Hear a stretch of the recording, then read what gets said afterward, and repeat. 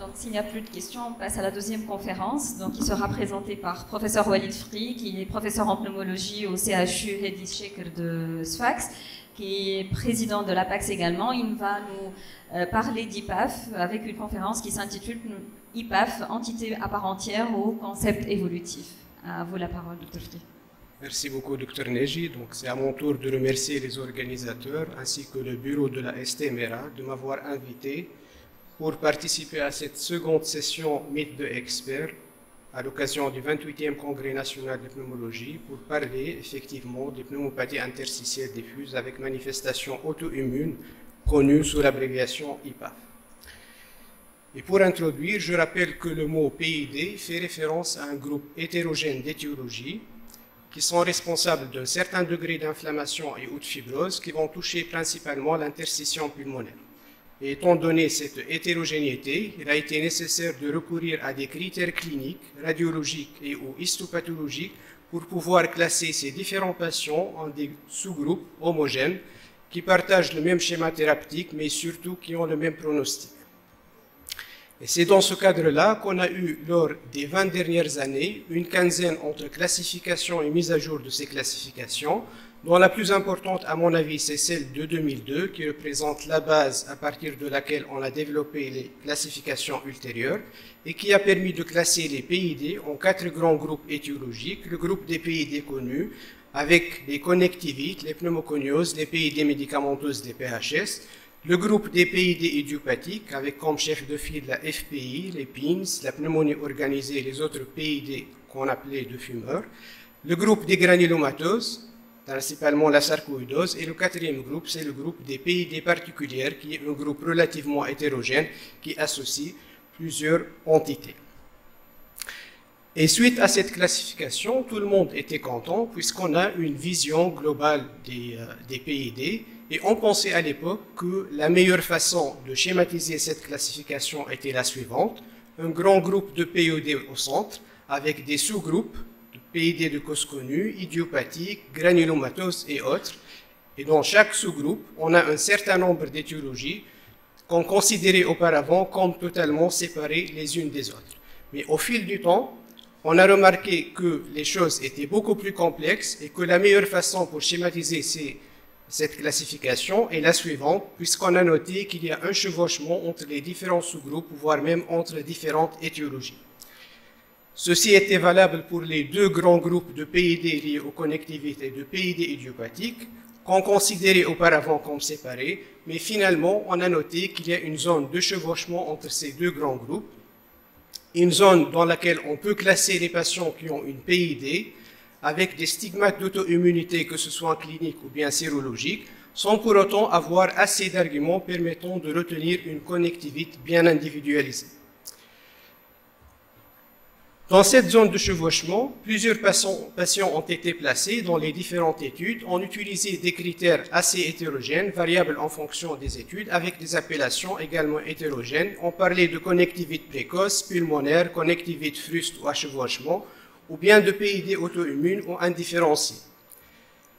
Et à partir de 2015, il y a un groupe de travail émanant de l'ERS-ATS qui a été formé par 13 pneumologues, 4 rhumatologues, un radiologue et un pathologiste, et dont l'objectif principal était d'uniformiser ces appellations et de standardiser les critères diagnostiques, et ceci pour faciliter la méthodologie des études cliniques permettant de mieux explorer et de mieux comprendre ces unités de chevauchement.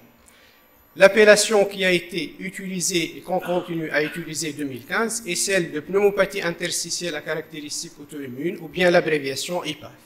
Et on comprend d'emblée que l'IPAF n'est pas un diagnostic, n'est pas une entité clinique, mais plutôt c'est une entité de recherche, c'est pourquoi elle n'apparaît pas dans les différentes classifications. Suite à l'apparition du rapport de ce groupe de travail, les différents chercheurs se sont précipités à revoir leur cohorte de PID pour classer certains patients en tant qu'IPAF, ce qui a permis d'avoir une petite idée sur l'épidémiologie de l'IPAF qui prédomine chez les sujets de sexe féminin, âgés entre 51 et 68 ans, avec une prévalence variable entre 7 et 34 ans en fonction des cohortes à partir desquelles les patients ont été extraits. Quels sont maintenant les critères diagnostiques de l'IPAF? quand est-ce que je peux placer mon patient en tant qu'EPAF? En fait, il y a 4 conditions obligatoires. Tout d'abord, il faut avoir une PID confirmée sur le scanner et ou sur l'anapath d'une biopsie pulmonaire chirurgicale. Il faut exclure les autres étiologies. Il ne faut pas avoir assez d'arguments permettant de retenir une connectivité. Et il faut avoir au moins un critère par domaine sur au moins 2 des 3 domaines suivants, le domaine clinique, le domaine sérologique et le domaine morphologique. Et là, je vous montre les différents critères des 3 domaines que je vais développer un par un. Tout d'abord, le domaine clinique. En fait, le domaine clinique, il comporte des signes d'examen physique qu'on rencontre classiquement dans certaines connectivités. À titre d'exemple, un phénomène de Raynaud, une ulcération de la pointe digitale, un œdème digital inexpliqué, ou bien une téléangiectasie palmaire qu'on rencontre classiquement chez les patients ayant une sclérodermie. Également, une fissuration digitale distale, qu'on appelle les mannes mécaniciens, une éruption cutanée fixe inexpliquée sur les surfaces des extenseurs digitaux ou signes de Gottron qu'on rencontre habituellement chez les patients qui ont un syndrome des antisynthétases. Ou bien une arthrite inflammatoire, une raideur polyarticulaire matinale durant plus de 60 minutes qui caractérise habituellement une polyarthrite rhumatoïde. 2 points importants dans ce domaine, c'est que ces signes d'examen physique ne peuvent pas être retenus qu'après un examen spécialisé fait par un rhumatologue ou bien par un médecin interniste. 2e point, c'est que les symptômes non spécifiques qui étaient utilisés auparavant en tant que critères diagnostiques ont été renoncés, à savoir la myalgie, l'arthralgie, la perte de poids, la photosensibilité ou bien les symptômes de sécheresse oculaire ou buccale.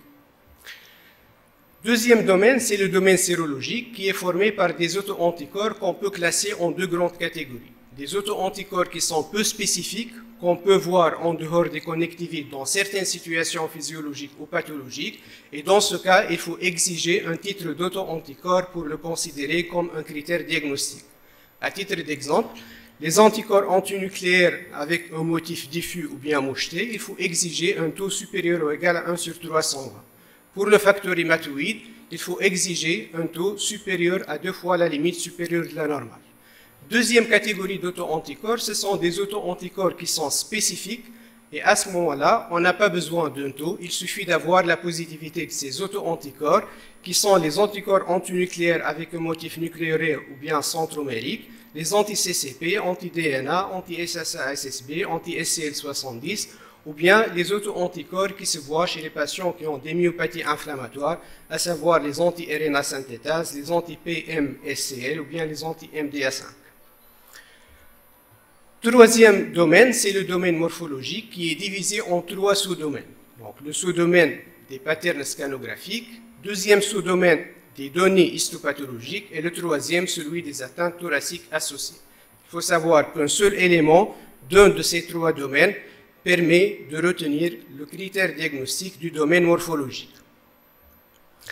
Voici les patterns scanographiques qui entrent dans la définition. Le pattern PINS, pneumonie organisée, l'association PINS-PO ou bien le pattern LIP.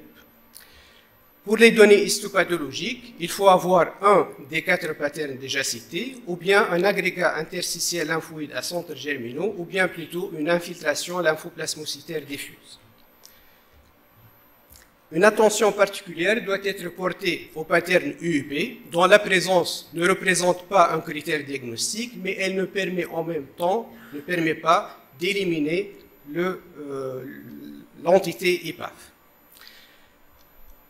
Le 3e sous-domaine, c'est celui des atteintes thoraciques associées inexpliquées, à savoir l'épanchement ou l'épaississement pleural inexpliqué, épanchement, épaississement péricardique inexpliqué, une atteinte inexpliquée intrinsèque des voies aériennes ou bien une atteinte inexpliquée vasculaire pulmonaire sans donner plus de détails sur le rapport. Si on résume, une EPAF peut être retenue si on est devant une PID sur le scanner ou bien l'étude anapath, si on a exclu les autres étiologies de PID, en l'absence de connectivité bien identifiée et si on a au moins un critère sur au moins 2 des 3 domaines cliniques, sérologiques et morphologiques. Sur le plan évolutif, 10 à 25% des EPAF vont évoluer au-delà de 4 ans vers une connectivité. Et les facteurs prédictifs d'évolution sont l'âge jeune, le sexe féminin, les anomalies de la capillaroscopie, des doigts œdémaciés et des anticorps anti-ARN synthétase. Le pronostic il est variable en fonction des études, mais il y a des facteurs prédictifs de mortalité, à savoir l'âge avancé, l'histoire du tabagisme, une fonction respiratoire altérée avec une CVF basse, une DLCO altérée, une hypertension pulmonaire. Les facteurs de meilleur pronostic, c'est l'association à des anti-ARN synthétases, puisque c'est un prédicteur d'une meilleure réponse aux immunosuppresseurs. Pour le traitement, je vais exposer la situation actuelle pour dire qu'à l'heure actuelle, il y a peu de choses qui sont connues en termes de meilleures molécules à utiliser, le bon moment pour débuter le traitement. On n'a pas de consensus sur cette entité, étant donné que c'est une entité de recherche et non pas une entité clinique, et que sa pathogénie reste encore peu claire. Et toutes les données qu'on a actuellement, ce sont des données qui sont issues d'études rétrospectives sur des séries de cas qui ont été obtenus à partir des cohortes de PID. Et d'ailleurs, on se demande actuellement sur la nécessité d'avoir une prise en charge spécifique de cette entité, autre que celle des PID liés aux connectivites ou bien de la fibrose pulmonaire idiopathique. Quels sont les moyens à notre disposition? Des mesures générales communes à toutes les PID, l'oxygénothérapie au long cours, la gestion des comorbidités, surtout l'HTA, diabète, reflux, vaccination antigrippale, antipneumococcique, réadaptation respiratoire en cas de dyspnée d'effort gênante et la transplantation pulmonaire lorsqu'elle est possible. Pour le traitement pharmacologique, il y a deux grandes familles de médicaments qui ont été utilisés. Les immunosuppresseurs, on les utilise lorsqu'on est devant un tableau clinique et radiologique qui s'approche beaucoup plus des connectivites, et les antifibrosants si on est devant un tableau clinique et radiologique avec une prédominance fibrosante sur le scanner qui s'approche plus de la fibrose pulmonaire idiopathique. Quelques études sur les molécules qui ont été utilisées. Là, c'est une étude de 13 patients qui ont reçu une corticothérapie sur une période de 6 mois, 0,5 mg/kg avec une dose de gressif. Et vous voyez sur la courbe rouge, sur les 6 premiers mois de la corticothérapie, qu'il y a un déclin avec une altération de la fonction respiratoire et une perte de la CVF de plus que 12%. Donc la corticothérapie seule ne représente pas une bonne alternative pour le traitement des patients. Sur cette même étude, après un échec d'une première corticothérapie, les patients ont reçu 6 mois de cyclophosphamide, 6 cycles espacés de 1 mois d'intervalle, et vous voyez qu'il y a une amélioration de la fonction respiratoire avec un gain d'à peu près 9% de CVF. Le rituximab, il a été également essayé sur cette étude multicentrique. 50 patients ont reçu de rituximab et on note qu'après une année, on a une stabilité, au moins une stabilité clinique et fonctionnelle respiratoire, mais il y a une nécessité d'autres études contrôlées, randomisées avec un échantillon plus important afin de pouvoir tirer des conclusions en termes de bénéfices, de coûts et de risques du rituximab. Le MMF, il a été utilisé étant donné ses propriétés polyvalentes, anti-inflammatoires, immunomodulatrices, antiprolifératives, et on a noté sur cette étude, chez les 28 patients qui ont reçu le MMF, qu'il y a une stabilité de la fonction respiratoire, mais toujours la taille de l'échantillon, elle est faible. L'association MMF-rituximab a été testée sur cette étude récente. On a à peu près 17 patients qui ont reçu l'association rituximab avec MMF contre 19 patients ayant reçu le MMF seul, et on note qu'il y a une amélioration de la survie sans progression avec l'association, avec une amélioration de la CVF. Pour les antifibrosants, la perfenidone a été testée. Deux groupes de patients, un groupe qui a reçu le prednisone et un groupe qui a reçu la perfenidone avec une faible dose de corticoïdes. Et on note qu'avec la perfenidone, il y a une amélioration de la fonction respiratoire, au moins une stabilité de la fonction avec une bonne tolérance du traitement. Pour le nintedanib, il n'y a pas d'études spécifiques et toutes les données qu'on a, ce sont des résultats de l'étude MBuild qui a évalué l'efficacité de la molécule sur les PID fibrosantes progressives, quelle que soit l'étiologie. Et par extrapolation, on a pu conclure que l'IPAF avec phénotype progressif peut être l'une des indications du nintedanib. En pratique, quand est-ce qu'on va traiter? Décider le traitement du patient lorsqu'on est devant un phénotype progressif, lorsqu'il y a un risque élevé de progression, notamment en présence des auto-anticorps MDA5, lorsqu'on a des symptômes importants, altération de la fonction respiratoire ou bien l'association à des manifestations extrapulmonaires. Quelle molécule utiliser ou bien quelle famille? Des immunosuppresseurs lorsqu'on s'approche plus des connectivites, notamment chez une femme jeune avec des manifestations extrapulmonaires, un pattern sérologique bien identifié, une atteinte multicompartimentale avec un pattern PINS ou bien PO sur le scanner.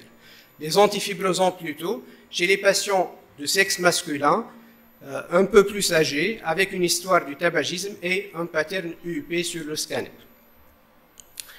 Avant de finir, je vais mettre ces zones d'incertitude et de controverse qui intéressent essentiellement les critères diagnostiques. Des critiques ont été apportées pour le domaine clinique, dans le sens d'ajouter certains critères, notamment les antécédents familiaux de pathologie auto-immune qui est retrouvé dans 25% des cas d'IPAF, les éruptions cutanées qui sont aussi fréquentes, et dans ce cas, faut-il avoir une consultation dermatologique spécialisée, la sécheresse oculaire et buccale qui se voit dans à peu près 50% des patients qui ont une IPAF, et le reflux gastro-œsophagien qui est également fréquent, et dans ce cas, faut-il demander une manométrie œsophagienne, un lavement baryté, ou bien se contenter uniquement sur le degré de dilatation œsophagienne sur le scanner.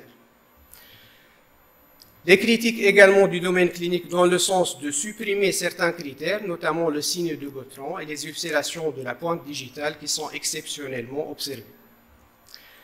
Pour le domaine sérologique, il y a également des critiques dans le sens d'ajouter certains auto-anticorps, notamment les ANCA. Donc, une PID avec des ANCA positifs répond parfaitement au concept IPAF. Également, les nouveaux anticorps associés au PID qui ont été découverts depuis 2015 jusqu'à nos jours et qui méritent probablement d'être inclus dans les critères diagnostiques. Également, dans ce domaine, la suppression de certains auto-anticorps, notamment les anticorps spécifiques des myosites. Donc, si on est devant des anticorps spécifiques de myosites, il faut pousser les explorations, surtout si le tableau clinique il est évocateur, demander une IRM musculaire, voire même une biopsie musculaire pour pouvoir confirmer ou infirmer le diagnostic de myosite. Des critiques aussi pour le domaine morphologique, notamment en termes de pattern UUP. Donc, la majorité des critiques sont soit pour inclure l'UUP dans le critère diagnostique, ou bien plutôt pour éliminer l'IPAF en cas d'UUP, étant donné que le pronostic et le schéma thérapeutique, il est similaire à celui de la fibrose pulmonaire idiopathique. Des critiques aussi pour le domaine histopathologique pour donner plus de précision, donc à quel degré d'infiltration lymphoplasmocytaire on va retenir ce critère, et le nombre de centres germinatifs également pour retenir ce critère.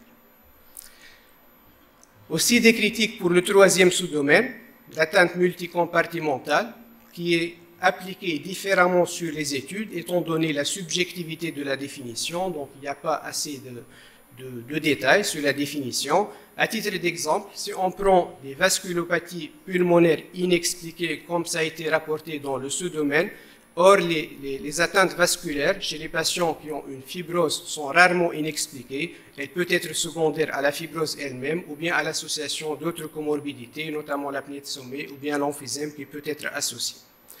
Aussi, pour les maladies intrinsèques des voies aériennes, sont rarement inexpliquées dans un contexte de sujet fumeur ou bien dans un contexte de fibrose, puisqu'elles peuvent être secondaires aux bronchectasie par traction qui s'associent à la fibrose. Pour conclure, donc je vais dire qu'après 9 ans de découverte de cette entité, on a beaucoup plus de questions que de réponses. Il y a plusieurs questions qui restent sans réponse, ce qui empêche l'application de l'IPAF comme diagnostic clinique. Et on se demande encore si l'IPAF représente un précurseur des PID liés aux connectivites ou bien des PID idiopathiques, ou bien ça représente plutôt une forme de chevauchement, comme ça a été rapporté dès le début, entre les connectivites et les PID idiopathiques.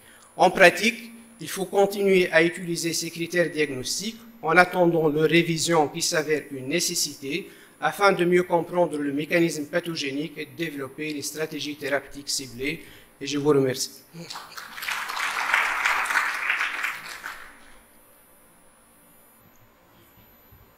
Votre intervention et surtout pour avoir respecté le temps. Alors, est-ce qu'il y a des questions dans la salle?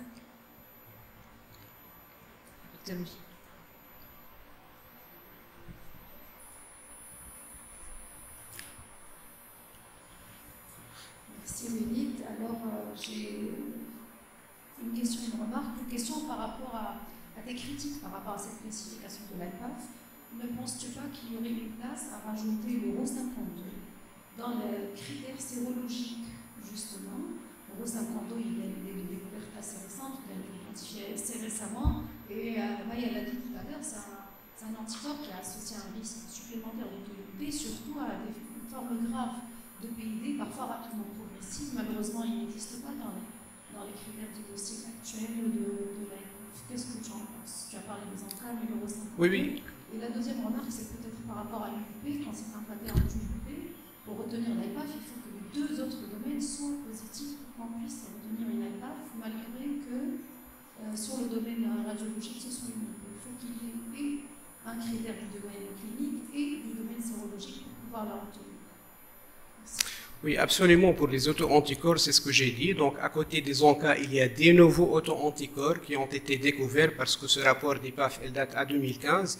Mais depuis 2015 jusqu'à nos jours, il y a beaucoup d'auto-anticorps qui ont été découverts et dont certains méritent d'être inclus dans les critères diagnostiques sérologiques. C'est pourquoi j'ai dit à la fin que la révision de ces critères s'avère une nécessité avec toute l'évolution qu'on a eue depuis 2015 à nos jours. Pour le pattern UUP, effectivement, donc la définition, il suffit d'avoir un critère sur au moins 2 des 3 domaines, clinique, sérologique, radiologique. Donc le fait d'avoir un UUP, pourquoi la discussion elle a été posée avec l'UUP? Parce que le pronostic finalement et la prise en charge thérapeutique, elle est presque similaire à celle de la FPI. Donc est-ce qu'il est important d'avoir une prise en charge spécifique de cette entité, ou bien plutôt il faut la considérer comme une FPI et donner le traitement et le suivi similaire à cette maladie. Sally et Dr. Louzier.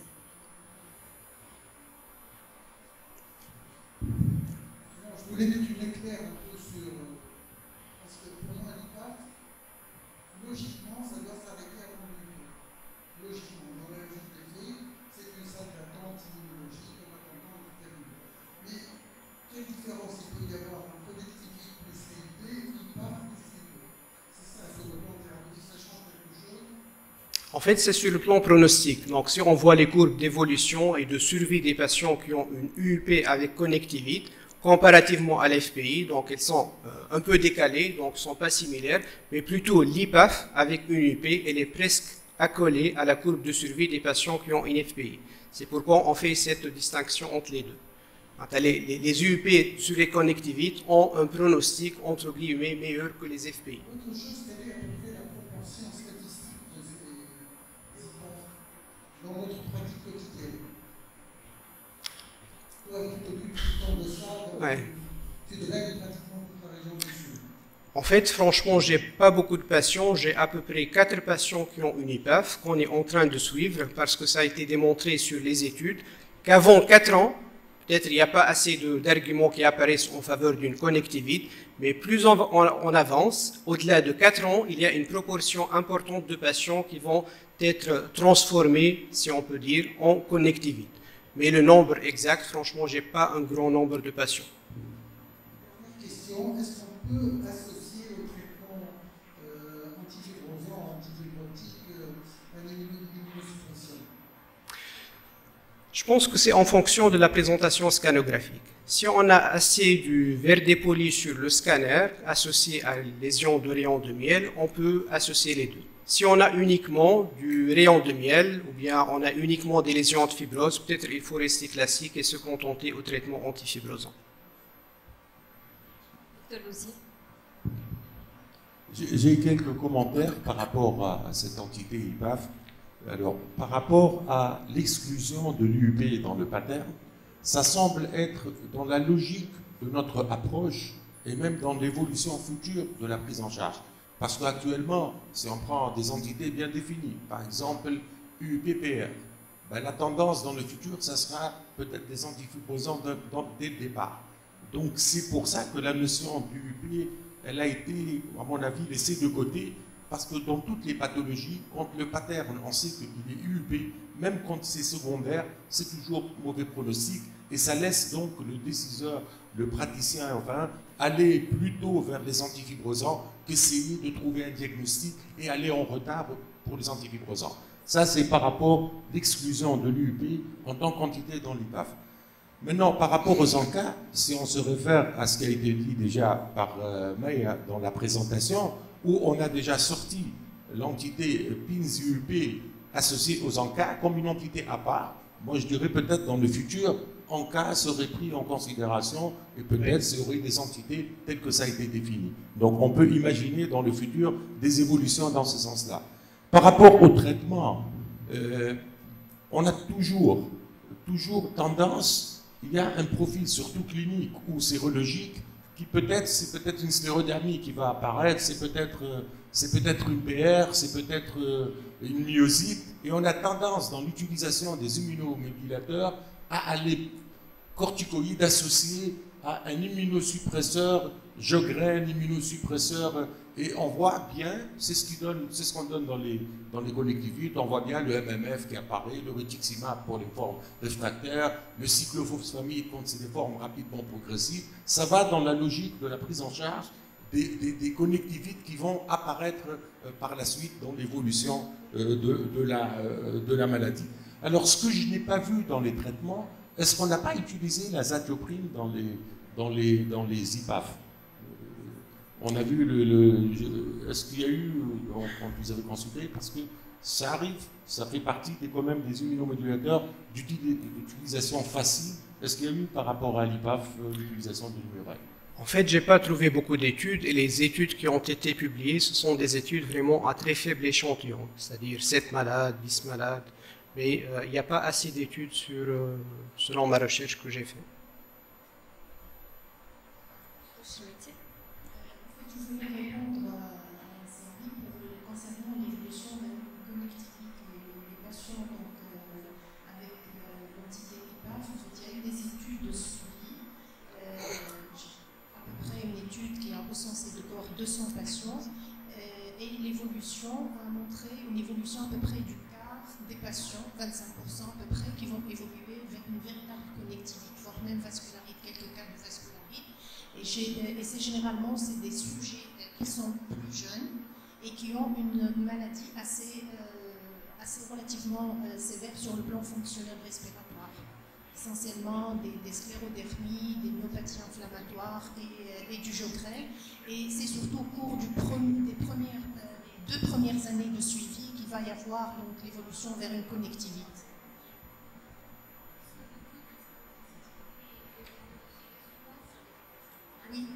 Oui, en fait, pour les critères, quand on a regardé des critères sérologiques, c'est quand on a plutôt des anticorps de la sclérodermie qui sont positifs, on va avoir plutôt une évolution vers la sclérodermie.